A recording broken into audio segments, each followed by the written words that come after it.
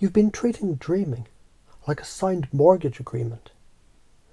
Every time you imagine some amazing future with someone, you immediately start acting like the bank will repossess your soul if you don't make every payment on that vision exactly on time. And that's absurd. Dreaming isn't a fucking loan, it's a sketchbook.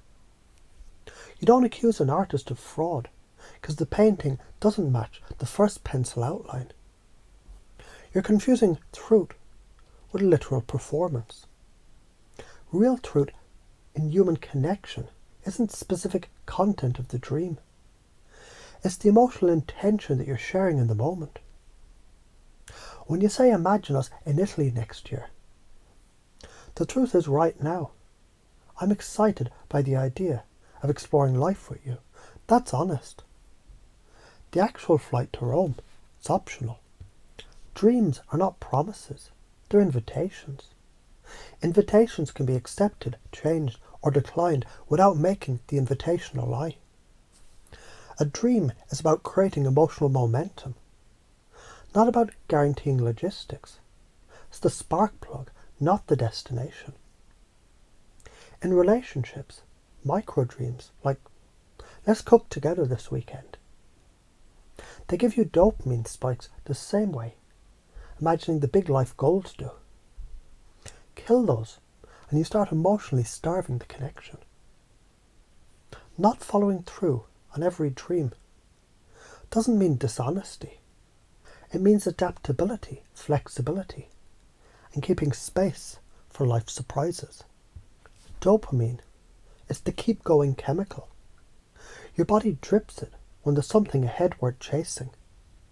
Slot machines, you keep pulling the lever because maybe this one will hit. Netflix clingers, you watch one more episode because you might get resolution. Dating apps, you swipe because the next profile might be the one. When you cut off dreaming with radical honesty, rigidity, you cut off the feedback loop. It's like unplugging the GPS because you're scared it might lead you on a scenic route. Sure, you won't get lost, but you also won't see anything worth talking about. So how do you already do this? You think about dinner before you eat it. That's dreaming in miniature. You hype yourself up for a concert months in advance. Even if the set list changes, you don't call it lying. You fantasize about how a weekend trip might feel. Then it rains, and you still make memories. You can dream without handcuffing yourself to the exact outcome. You already do it every day. You just don't label it as dreaming, because it feels too ordinary to trip your honesty alarms. If you don't dream playfully, you create a sterile relationship atmosphere where curiosity dies. Every deviation from the plan feels like failure. You train yourself and your partner to stop expecting surprises, and eventually you both stop creating them. If you do dream playfully, you keep the dopamine loop alive. You cultivate emotional oxygen that fuels connection. You open doors for synchronicity. Those, we didn't plan this, but it was amazing moments. So why do you hesitate? You're afraid of being misunderstood, of someone interpreting your dreams as a binding contract. That's a communication problem, not a dreaming problem. Solve it with framing. I'm just imagining right now. Wouldn't it be wild if? This isn't a promise, it's a picture I like to paint.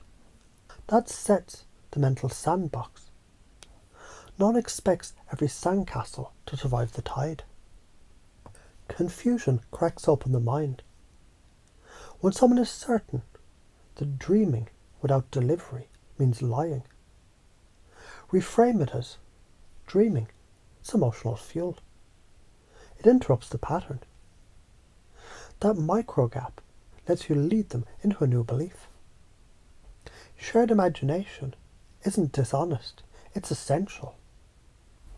I'm telling you now, if you keep killing your own dreams in the name of honesty, you're not being virtuous, you're being cowardly. You're afraid of being seen as unreliable, so you shrink your visions to the size of what you can guarantee. And what you can guarantee is boring as fuck. No great love, no great adventure, no great art came from people only doing what they could guarantee.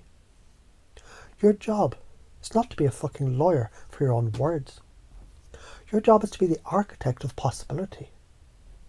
Architects don't apologise because the first draft changes during construction. They keep designing until something worth building stands. From now on, you're a dream artist, a dopamine gardener. Your words are seeds, not contracts. You plant them freely, knowing some will bloom, some will wither, and all will feed the soil. You dream, not to bind the future, but to ignite the present. Every imagined what if, it's oxygen for the fire of connection. If someone tries to guilt you for a dream that didn't come true, you remind them.